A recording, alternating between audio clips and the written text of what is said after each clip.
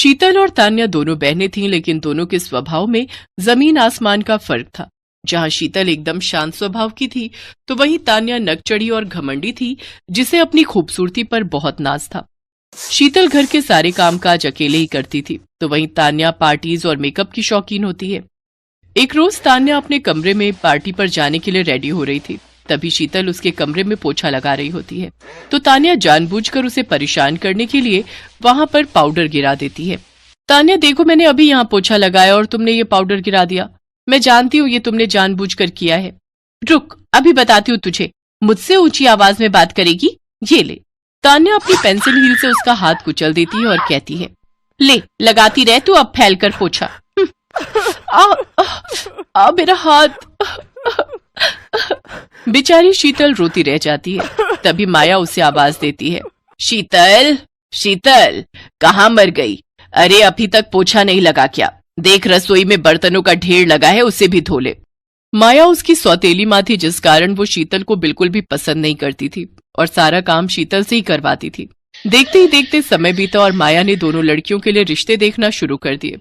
जहां वो शीतल के लिए गरीब घर का लड़का देखती है, तो वहीं वो अपनी सगी बेटी का रिश्ता एक बड़े घर में तय कर देती है।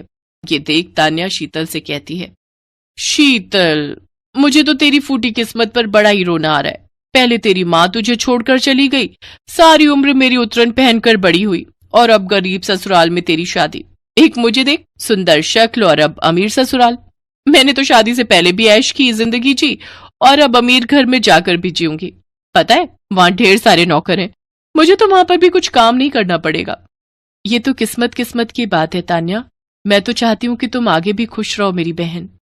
कुछ ही दिनों में दोनों की शादी हो जाती है। शादी के बाद गृह प्रवेश के दौरान तान्या की सास निर्मला उसका स्वागत बड़े ही सिंपल तरीके से करती है, क्योंकि वो बहुत ही कंजूस थी। आओ बहू, अब इस कलश को पैर से गिराकर अंदर आ जाओ। तो वहीं दूसरी तरफ शीतल की सास शांति फूल बिछाकर और हाथों में पूजा की थाली लिए अपनी बहू का स्वागत करती है। आओ बहू, इस कलश को गिराकर अंदर आओ और इन फूलों पर चलकर अपने कमरे तक जाओ। हम गरीबों की औकात गुलाब के फूल खरीदने की तो नहीं है, इसलिए मैंने ये गेंदे के फूल ही बिछा दिए। वहीं उसकी ननद अंदर फूलों से उसका बिस्तर सजा रही थी। अपनी सास और ननद का ऐसा स्वागत देख शीतल की आंखों में आंसू आ जाते हैं। जिस प्यार के लिए वो हमेशा तरसती रही, वो प्यार उसे अपनी ससुराल में अपनी सास और ननद से मिलता है। अगली सुबह शीतल जल्दी उठती है, तो उसकी सास उसे कहती है, बहू, तू इतनी जल्दी क्यों उठ गई? हमारे यहाँ सब आराम से उठते हैं, जा तू भी जाकर सो जा।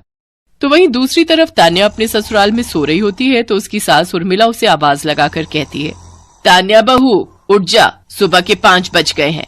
आज तेरा ससुराल में पहला दिन है, जल्दी से तैयार होकर नीचे आ जा, आज तेरी पहली रसोई है। ओफो, इस बुढ़िया ने भी जीना मुश्किल कर दिया है। एक तो वैसे ही शादी की इतनी थकावट, ऊपर से ये है कि सोने भी नहीं देती। कुछ देर बाद तान्या तैयार होकर नीचे आती है, जहां उसकी सास उससे कहती है, ये ले बहू, ये तेरे खाने की लिस्ट है जो तुझे अपनी पहली रसोई में बनाना है, समझी? लेकिन सासू माँ, हमारे यहाँ तो इतने सारे नौकर चाकर हैं। फिर उन सब की छुट्टी कर दी मैंने। अब तू आ गई है तो क्यों मैं उन सबको पैसे दूं? हाँ, हे भगवान, ये मैं कहाँ फंस गई। तान्या अकेले ही खाना बनाने लगती है, तो वहीं दूसरी तरफ शीतल सोकर उठती है, फिर नहा धोकर सबके लिए खाना बनाने लगती है। तो उसकी सास और ननद भी उसकी मदद करने रसोई में आती हैं। माँ जी, आप दोनों क्यों तकलीफ करती हैं? मैं हूं ना, मैं सब संभाल लूंगी। नहीं नहीं, हम भी तो आपके साथ मदद करेंगे। फिर वो तीनों खुशी खुशी बातें करते हुए खाना बनाती हैं। शीतल अपने गरीब ससुराल में भी बहुत खुश थी। वहीं दूसरी तरफ अमीर बहू होकर भी तान्या खुश नहीं थी। उसकी सास हमेशा उसके पीछे ही पड़ी रहती थी। तान्या बहू, तू कब सुधरेगी? तूने फिर से बर्तन धोने का साबुन गलने के लिए छोड़ दिया। अरे कुछ तो बचत करना सीख। हद होती है सासू माँ, इतनी कंजूसी भी अच्छी नहीं। मुझे नहीं रहना यहाँ, मैं चली अपने घर। घर आकर वो सारी बात अपनी माँ को बताती है। तभी वहां शीतल भी आ जाती है। अरे तान्या बहन, कैसी हो तुम?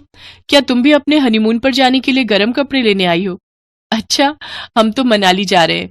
माँ जी ने हम दोनों की वहीं की ट्रेन टिकट बुक करवा दी है। वैसे तुम कहाँ जा रही हो? मेरे जले पर नमक मत छिड़को। तुम जानती भी हो मेरी सास कितनी कंजूस है। पता है माँ, वो तो 5-10 रुपए की चीज के लिए भी मुझे कितना सुनाती है। मुझे नहीं रहना अब उस घर में। ऐसा नहीं कहते बहन, रिश्ते ऐसे नहीं तोड़े जाते। मैं जाकर तुम्हारी सासू माँ से बात करूंगी। शीतल तान्या की सास को समझाती है। उर्मिला अपनी गलती मानते हुए तान्या को लेने आती है और उन्हें भी हनीमून पर मनाली भेजती है। तान्या भी अब खुश थी। उसे अपनी गलती का एहसास हो चुका था। वो शीतल से अपने किए की माफी मांगती है। अब दोनों बहनें अपने अपने ससुराल में खुशी खुशी रहने लगती हैं।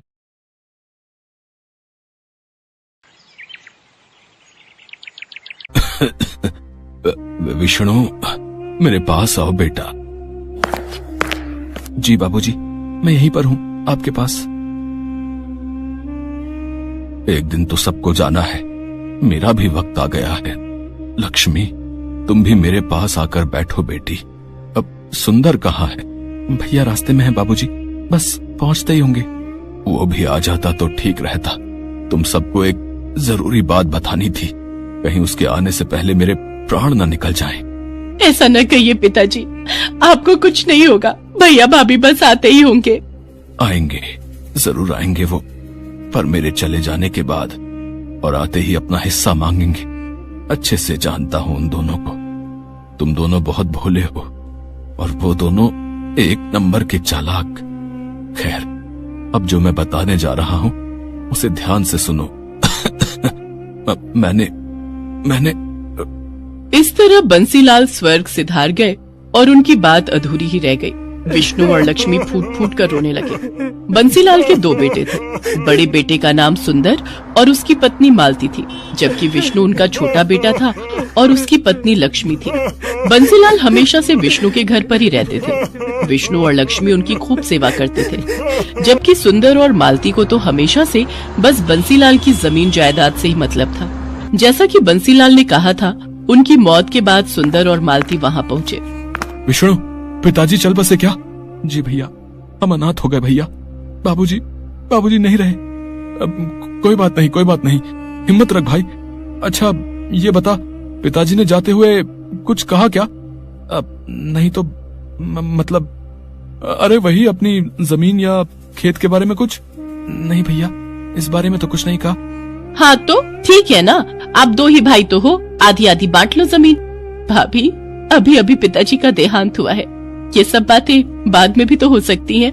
हाँ, तो मैं कौन सा बिल्कुल अभी कागज पत्तर मांग रही हूँ। सुंदर और मालती एक नंबर के लालची थे। सुंदर बहुत पहले ही पैसे कमाने के चक्कर में शहर चला गया था और शहर में रहकर उसने अच्छा खासा पैसा भी कमा लिया था, जबकि विष्णु सिर्फ इसलिए गांव में रहा ताकि वो अपने पिता की देखभाल कर सके और खेती बाड़ी संभाल सके। इस तरह से सुंदर के मुकाबले विष्णु हमेशा से ही गरीब ही रहा। लेकिन इस बात का न तो विष्णु को कोई अफसोस था और न ही उसकी पत्नी लक्ष्मी को। दोनों ने मिलकर बंसीलाल का बहुत अच्छे से ख्याल रखा और उन्हें कभी कोई कमी नहीं होने दी। जबकि अमीर होने के बावजूद सुंदर और उसकी पत्नी मालती एक नंबर के कंजूस और लालची थे। उन्होंने जीते जी तो कभी बंसीलाल की सुध नहीं ली, लेकिन अब उनके देहांत के बाद अपना हिस्सा मांगने जरूर पहुंच गए थे। विष्णु, अब तो सारे काम निपट गए हैं और मेरी छुट्टी भी खत्म होने वाली है। तो आओ, अब जरा बंटवारा कर लेते हैं। भैया, बंटवारा करना जरूरी है क्या? और नहीं तो क्या विष्णु भैया, आप तो रहते हो गांव में, अपनी जमीन की देखरेख कर ही लोगे, पर हम शहर से कहाँ आते रहेंगे बार बार? इतना टाइम थोड़ी ही होता है हमारे पास। अब बंटवारा हो जाए तो हम अपने हिस्से की जमीन बेचकर निश्चिंत हो जाए और फिर चले जाएं वापस। भाभी, तो क्या गांव से कोई नाता नहीं रखोगी अब यहाँ गांव में है ही क्या लक्ष्मी? पहले पिताजी थे तो फिर भी आना जाना हो जाता था, अब क्या ही करना है यहाँ आकर? मालती और सुंदर ने जिद ठान ली थी कि बंटवारा तो होकर रहेगा। और फिर बंटवारे से ठीक एक दिन पहले, सुनो जी। हाँ बताओ। मेरे पास एक कमाल का आइडिया है। अगर हम कुछ ऐसा करें कि विष्णु अपनी जमीन भी हमें बेच दे तो कैसा रहेगा? पर वो अपने हिस्से की जमीन हमें क्यों बेचेगा? और हम क्या करेंगे इतनी सारी जमीन का भाई? हम क्या करेंगे मतलब? अरे सारी जमीन बेच बाच कर शहर में बढ़िया घर और चमचमाती गाड़ी लेंगे और क्या। पर ऐसा होगा कैसे भाई? मालती ने सुंदर को अपने दिमाग की सारी खुराफात बता दी। फिर अगले दिन सुंदर सुबह विष्णु से बोला, विष्णु क्या कर रहे हो? खेत जा रहा हूँ भैया, बीज बोने हैं। अच्छा, तो तुम मेरे साथ तहसील नहीं चलोगे क्या? तहसील? वहाँ क्यों जाना है भैया? अरे वो पिताजी का मृत्यु प्रमाण पत्र लेकर जमीन अपने नाम ट्रांसफर करवानी पड़ेगी ना। ओहो, भैया आप ही देख लो ना ये सब, मुझे वैसे इन सब के बारे में क्या पता। चलो ठीक है, मैं अपने हिसाब से देख लूंगा। भोला भाला विष्णु सुंदर पर बहुत भरोसा करता था। आखिर दोनों सगे भाई थे। उधर मालती और सुंदर तो यही चाहते थे कि विष्णु उनके साथ ना जाए। मालती और विष्णु उस दिन तहसील के बहाने सारा दिन घूमते रहे और फिर शाम को अपने प्लान के मुताबिक वो घर में दाखिल हुए। अरे भैया भाभी आ गए आप लोग? थक गए होंगे ना, पूरा दिन लग गया आज तो। अरे पूछो मत, पूरा दिन धूप में परेशान हो गए। और हासिल क्या हुआ? ढेला ढेला ही मिलेगा ना, पिताजी ने हमारे लिए कुछ नहीं छोड़ा। कुछ नहीं छोड़ा? मतलब पिताजी हमारे लिए इतनी सारी जमीन छोड़ तो गए है ना? अरे ये जमीन हमारी नहीं है लक्ष्मी, पिताजी ने बैंक से लोन लिया था ना 2 लाख रुपए का, जो उन्होंने चुकाया नहीं, और बैंक ने अब जमीन पर केस लगा दिया है। तब तक उनको पैसा नहीं मिलेगा, जमीन हमारी तो क्या किसी का भी नाम नहीं हो पाएगी। पर भैया पिताजी ने तो इस बारे में कभी कुछ नहीं बताया। अरे कैसे बताते? अगर वो बता देते कि जमीन गिरवी रखी है तो हम नाराज नहीं हो जाते? खुद तो चले गए और हमें भिखारी बना गए। कुछ भी हो भाभी, पर ऐसे तो मत बोलिए पिताजी के बारे में। अरे तुम चुप रहो लक्ष्मी, ये देख रही हो, ये बैंक का नोटिस है। इसमें साफ साफ लिखा है कि अगर हमने 1 महीने के अंदर 4 लाख रुपए नहीं चुकाए तो वो खेत की जमीन के साथ साथ हमारे घरों पर भी कब्जा कर लेंगे। हे भगवान, अब हम क्या करेंगे भैया?